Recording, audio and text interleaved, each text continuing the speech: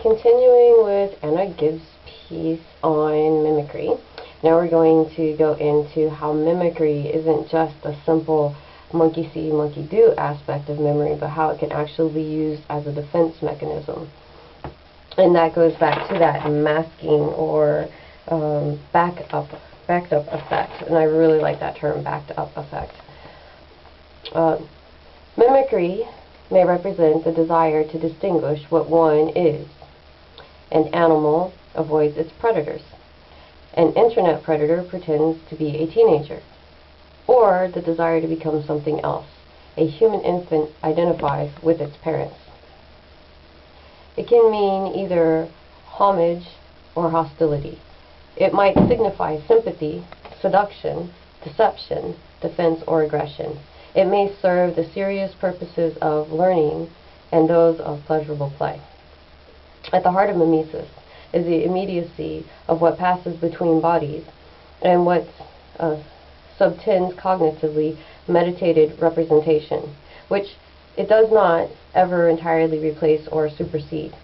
It is essentially asubjective, even though it plays a crucial role in the information of subjectivity. And here I found mimesis was being used almost synonymously with the term ideology, as it's known in theory, literary theory, but in like all the different theorists who work with philosophy. Mimesis can morph bodies, change color, odor, form, or movement. It might choose words or clothes or cars or even ideas as its medium. A rendering. Mimicry is not a representation of the other, but a rendering, a relationship between things in which, like a flash, similarity appears. And I thought of Althusser, I believe it is, who talks about it's like when you're walking down the street and someone you know calls your name, or a policeman says, "Hey, you." And when you turn in that moment, there's a mirror effect. He's recognizing you, and because you recognize he's recognizing you, you respond, and thereby you confirm your existence.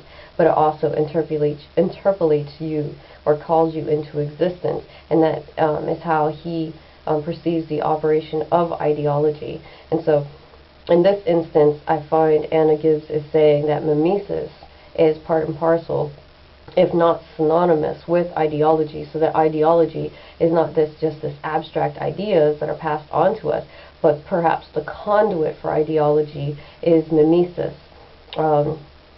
so that it renders the other, and it's not just a representation, where representation, though, could be the vehicle, where it says it can morph bodies, change colors, odor, form, movement. It might choose other words. So the representation is choosing words or clothes or cars or even ideas as the medium.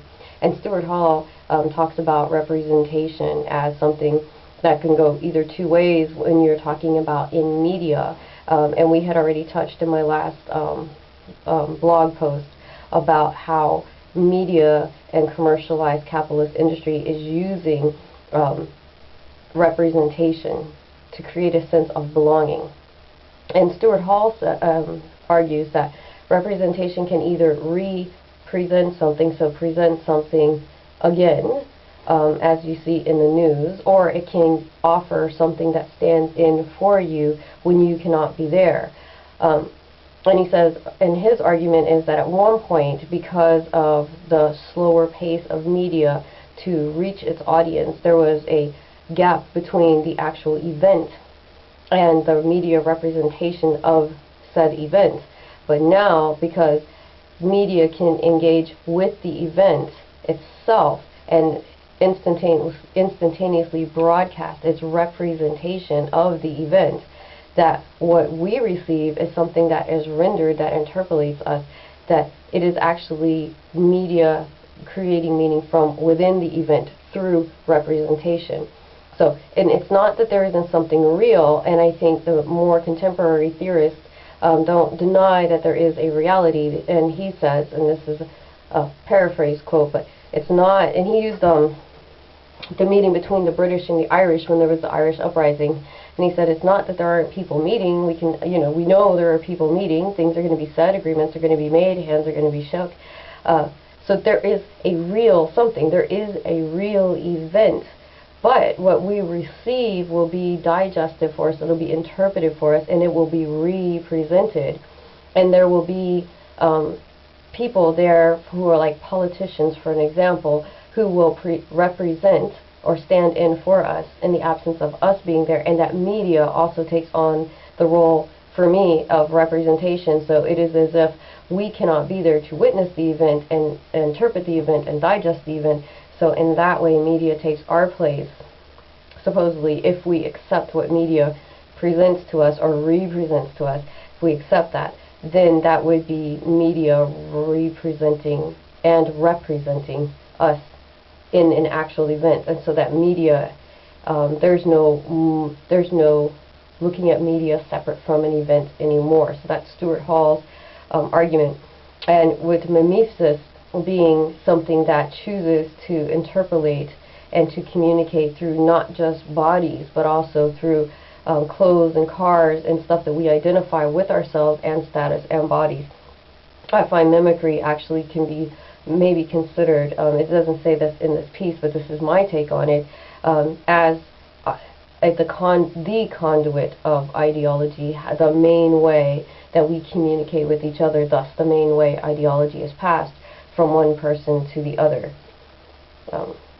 So continuing with the quotes, mimicry can be understood as a response to the other, a borrowing of form that might be productively thought of as communication. And by communication, that's action on bodies, or more accurately, on aspects of bodies. And once again, I think of Stuart Hall, where he says communication and language cannot be just thought of, or communication can't be thought of as simply language and spoken word, but now we have to consider it as in body language, as in representation, and communication takes place on a corporeal level, but it takes place in many multifaceted ways. It's very complex now, the way media actually communicates with us and how we communicate with each other, so that it's not just a simple matter of words exchanged or facial features of body, but Memisis has now gone on to encapsulate other ways of communicating, and so that it's everything that's bodily is now communication. So continuing with the quotes, information of this kind is a life process whereby difference of pattern relationship is discovered in the environment.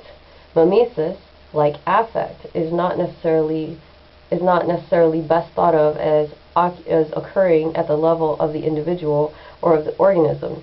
It is not a property of either subject or object, but a trajectory in which both are swept up, so that forms can be seen as the sensuous traces of the amodal linkage between them. And that, to me, seems to be another way of communicating or defining ideology.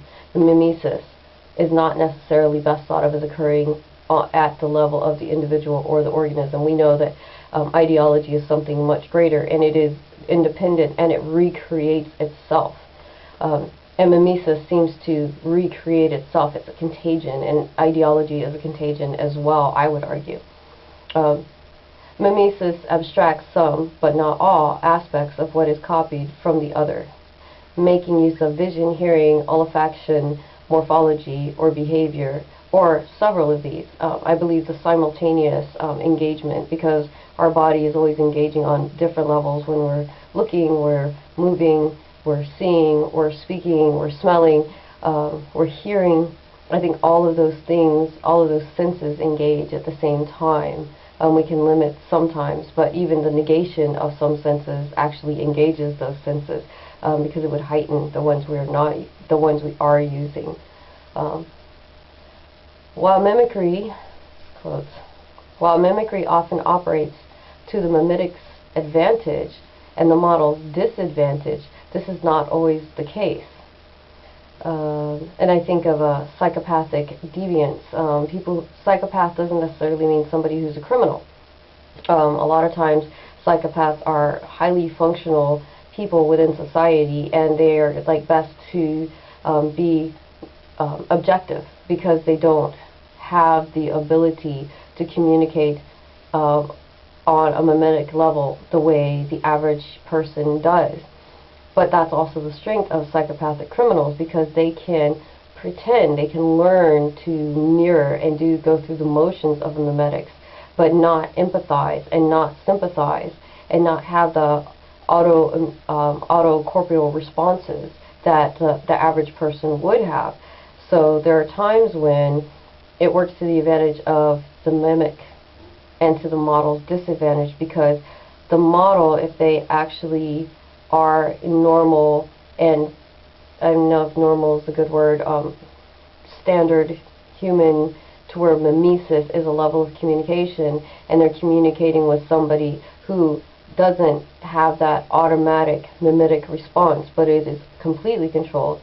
They could be unguarded in how they're responding to the person. Or if the person, I would think, has the ability, if they haven't connected with you, but they can go through the pretense of connecting with you, then that could work to the model's disadvantage, because the model would be open and communicating, whereas the mimic would not. And I think that goes back to that backed up mimetic response. So, more quotes. The form of reciprocity involved here is asymmetrical, but both parties to the process are deterritorialized. This is communication not so much between, per se, as between the elementary system and the reproductive system. Mimicry is very selective in its use of sensory channels. In this case, it is used, you can use the olfactory, the visual, and the morphological, and in this case we were talking about a wasp to an orchid. But it can choose what sensory channels is the point of Anna Gibbs, so that it doesn't have to engage all. It can actually select different sensory channels depending on the strength of the communication. Human mimicry, too, is selective, but this selectivity also has another very particular significance in human mimicry, which hijacks it in the service of the formation of the crucial state of organization of the self. Gibbs is arguing that because it's not always a part of the will, so when we have like the will to power and all of these ideologies that, or theories that we have, that we can actually will ourselves to be something better or are in control, there is a part of us that is operates autonomous, and it operates automatically, and that is out of our control. And what she is arguing, that mimicry, because it's so subtle and it's something we've grown up with, much like ideology, is something that operates to a great degree outside of us, and it actually hijacks us, and it's at the crucial site of organization, which is the self.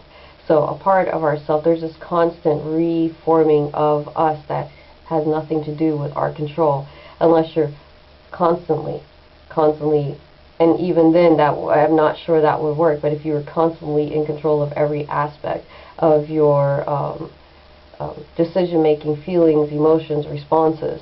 So what she's saying is that because of mimicry being so natural and being so cultured, that it actually hijacks us as we try to discover the self. And then I think of, once again, Stuart Hall's work, where he believes that you can actually find, we're not born. His argument is that we're not born into a state of a vacuous, isolated, individualistic state. We are born into a family unit, whether it be just you and your mom, or if your family is large and extensive, small and intimate, you are born into a family which is in part of a community, and extending outward, part of a culture, part of a nation. And so we are formed inside of communication, so inside of mimicry, inside the bed of ideology. And so we find ourselves and we test ourselves, and we begin to change ourselves in that environment. And what Anna Gibbs is suggesting, that we can have agency within that, but as a part of it is accepting that because we are programmed to respond to mimicry on an automatic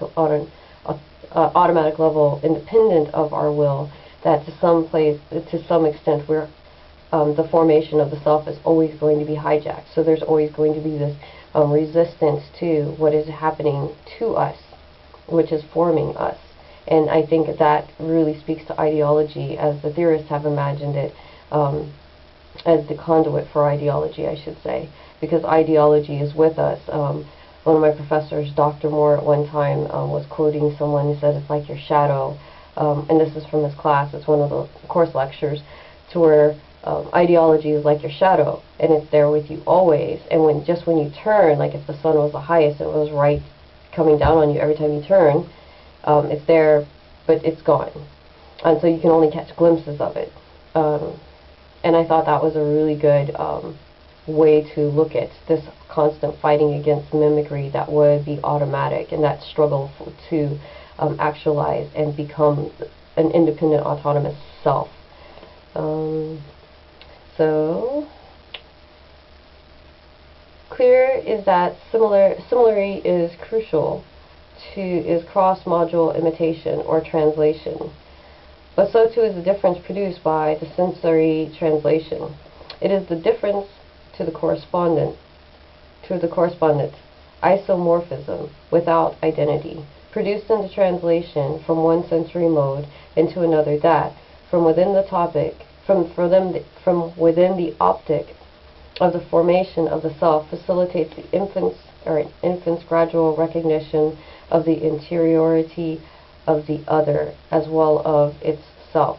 So what this talks about is through mimicry, as a human is developing from an infant state, at some point they do realize they are autonomous from every other individual, and that there is an interior self that is isolated. We can communicate through our body and through language and through mimicry, and mimicry seems to be the most available conduit of communication in Anna Gibbs' argument. But there is a moment of recognition, and that's when the difference begins to emerge, and that's when the agency, I would argue, begins to emerge, when we realize that moment where it's not realizing that mirror is held up to us and we realize, oh, I am a self. But the moment when the internal mirror is held up to us and we realize, I am a self, I am independent, and they are someone independent of myself. And Freud talks about that mirror moment where, it's held up to us and we realize physically we are apart. But I think the more complicated part comes when you realize later in life that the self becomes individual from the interior.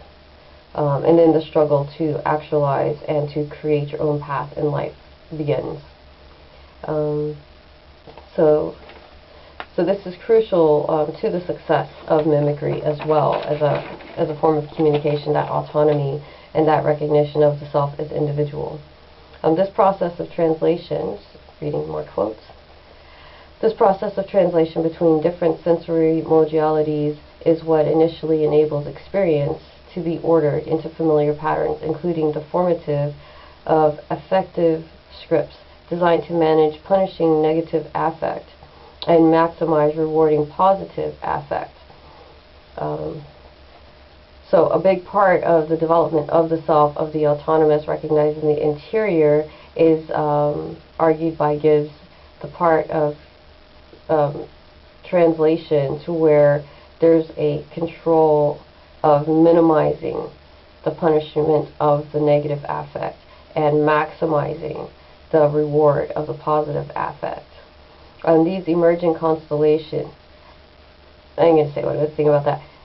Also, negative and positive affect are things that are utilized by psychology to actually change the way we pattern our behavior, because our behavior is something that we do have agency over. So one of the things that's argued in philosophy is that once the punishment for an inappropriate behavior supersedes the reward of that inappropriate behavior, then that would be something that initiates the change for a person, or vice versa, if the reward for changing the behavior, so if there's a reward to be gained by altering behavior that outweighs the reward that is received for the negative behavior, then that also can be an agency for change in habitual thinking, behavior, and when practiced enough, it becomes automatic. The emergent constellations of experience operate largely outside of awareness, but from the experiential matrix for ongoing affective responses to and constructions of the world. Affect organizes, and once again, affect here is starting to sound like ideology to me. So Memisis is the progenitor of affect, which is the influence. And it seems like this is operating on a synonymous level with ideology. Affect organizes both intra and intercorporally, though it does so in very different ways in very different cultures. And once again, that to me sounds very much like ideology as studied by previous theorists. It is this organization of the self into the ongoing, more or less flexible process patterned by affect, the facilities that relatively high degree of cohesion and the sense of continuity in time, even as the self continues to undergo both analeptic and proleptic reshaping by the work of memory and anticipation. The self then becomes a complex and ever-evolving social interface. And to me, once again, that sounds like the self becomes ground zero for all of these complex and ever-evolving social interface, which would be ideology. And culture is one of the ways we transfer ideological beliefs and societal norms, which are ideological beliefs, to a person so that it's accepted as a part of you, as a part of your culture, per se, which is constructed. It's something that operates outside of the totality of existence. And it gives that, the last piece we were talking about from yesterday's post talks about how that limiting actually enables us to progress as a group. Memetic knowledge is a knowledge made possible by the work of feeling. The cross-module knowledge is of what it feels like to do the act. Seeing provides a privileged access to people not afforded by things. Feeling is, in this context, seems to cover a range of meanings. Embodied stimulation made possible by the operation of the mirror neuron system. And I think that's really important because to some degree we can have the relationship with an animal, a pet, that feels like something very similar to what we would have with a human being, because there is mimesis involved, because they do have that mirror neuron system operating to where when you're sad they empathize, they mirror your sadness. When you're happy, they're happy, they mirror your happiness. Is very much operates. Memisis allows us to communicate with other living beings in a way that language does not allow us to. And mimesis is something that takes place on a level aside from language. It is not as limited, I would argue. And though it does communicate ideology, like we can train our pets to respond to certain words, but language is not a barrier. Whereas our body language speaks a lot more audibly to animals through mimesis. When we watch someone performing an action, the mirror system in human beings evokes both the sensory deception of the stimuli and the motor schema of the action itself. In other words, when we see an action performed, the same neural networks that would be involved if we were to perform it ourselves are activated. In fact, we actually experience something of what it feels like to perform the action. And this goes back to Darwin, 1998, when he describes, or this is a quote from a book published in 1998, when he describes this as the motor sympathy between two bodies. And once again, I think that goes with, as much as I had talked about this cup that my son gave me, as much as I love this cup because it represents a moment in time with my son. So this has value because of what it represents. There's no reciprocation. There won't be a relationship established. Though that cup has affect on me, the cup doesn't care. I could give it to one of my colleagues and the cup would operate as a cup nonetheless. Whereas when you engage with a human being, there is something, that motor sympathy, to where if I experience happiness, they can experience it through me. Through watching me, they can then have those neurological responses in their body and actually have the sensation of that happiness. So there is a moment where, just because you are not the person engaging in the happiness, in the activity that produces happiness, you can actually enjoy the sensory affect of happiness through watching someone engage in something that brings them happiness. So there's that contagion that comes up again. And this, I would argue, can happen on the level with animals. Maybe not with, you wouldn't have the connection perhaps, or some people find that they have a better connection with animals because they're not as guarded, they're more open with the mimetic exchange. But there isn't that picking up to the degree of what exactly it feels like to be a human being that is happy in that moment. But nonetheless, this cup, if I'm happy or sad, it's going to stay in the same state. It won't wilt, it won't droop. There's no body language, there's no language. I pour hot chocolate, coffee, it doesn't matter. The cup is going to do what cups do.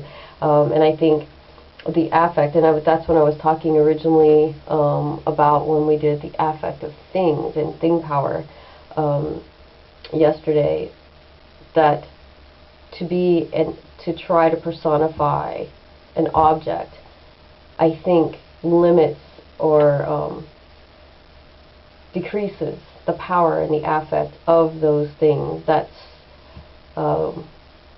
it's projecting ourselves onto the thing, so we create a meaning in a relationship with an object where it's not reciprocal. And I think that takes away from the power and the potentiality of things. That's me, because if we operate and we communicate with the earth as if it's another human being and there's no response, I think that's a little misguided and a little misleading. Whereas if we recognize the earth as a living thing, as an organ or an organism made up of various organs, and some of those things are in a sense of stasis, like this cell phone, like my lip gloss, that they are not animate, but nonetheless as powerful and important and as a bigger part of the overall, then I think that actually kind of reclaims the agency that inanimate objects actually do have and the value that they have for us. And it also frees us up to understand the dynamics of humanism, of what it's like to be human, locked in the human condition, and understand the greater implications of mimesis and communication beyond language, because language is something that, since modernists, has been argued to have failed. How do you trust a language if you just go by words? So, all aspects of behavior are sequentially and hierarchically continuous at the same time. Behavior is all organized together, and each aspect is discriminated as a pattern of relationship in contrast to the rest. Memisis is a movement that assembles relations as it traverses bodies, leaving form as a trace in its wake, rather than being a property of bodies themselves. And once again, mimesis to me sounds like either the conduit of ideology, or at times ideology under the guise of another name. The operation of the self assembling affect with